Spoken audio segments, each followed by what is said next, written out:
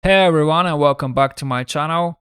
Today we're going to review something that used to drive me crazy when I was learning Excel, and this is working with timestamps. And honestly, even till this day, it's sometimes still one of the most annoying tasks for me. But in many datasets, there will be columns that record the exact timestamp of an event. And this may be transaction time, sign-up time, login time, whatever. So here in this very simple data set.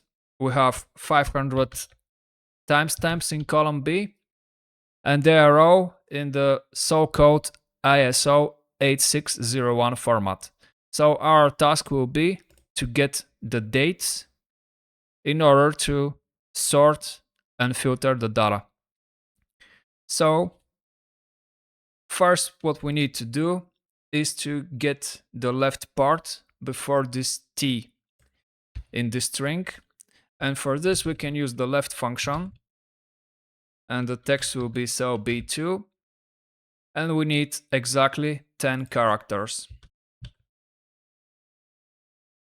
The problem is that even if this looks like a date, it's just a text because the left function always returns text.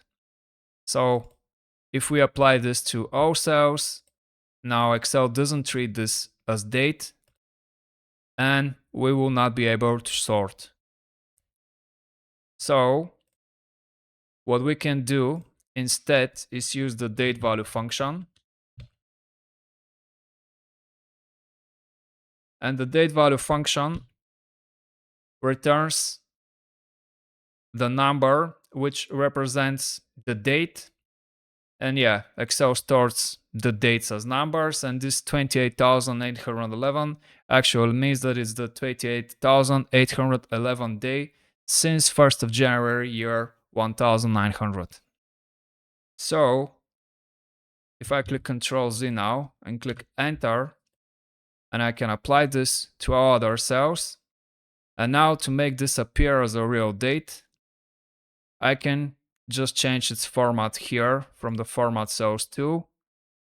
And now these are dates that we can use to sort or filter. Now the problem is that sometimes you may not want to use this format cells tool for whatever reason. And therefore we can use the date function to construct the date.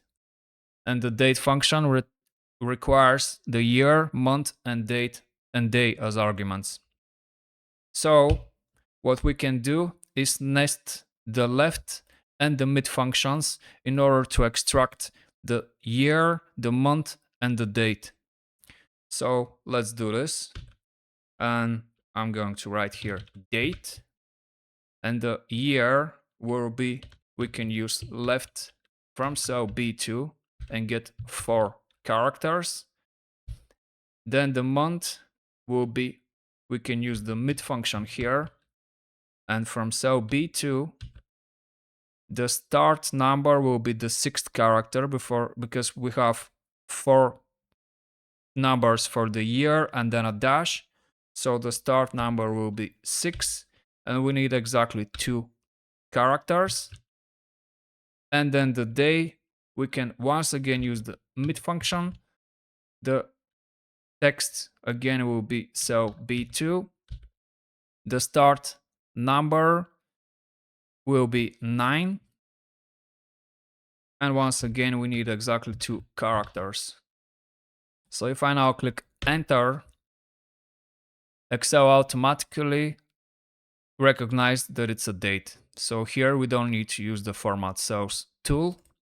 We can directly apply this to all other cells in the data and just show that these are dates, and we can use them to filter or sort.